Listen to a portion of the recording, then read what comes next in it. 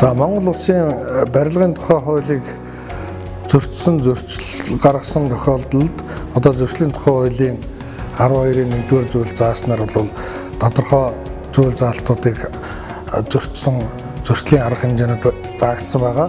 За энэ дээр аж ахуйн нэгж байгууллагууд барилгын тухай хуулийг зөрчин одоо хууль заасан барилгын ажлын зөвшөөрөл аваагүй.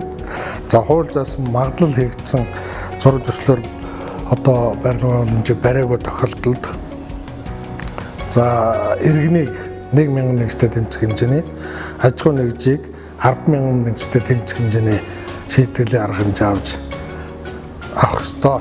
За зураг зөрчил зохиогч байгууллагуудыг одоо хууль заасан чиг үүргээ хэрэгжүүлээгүй.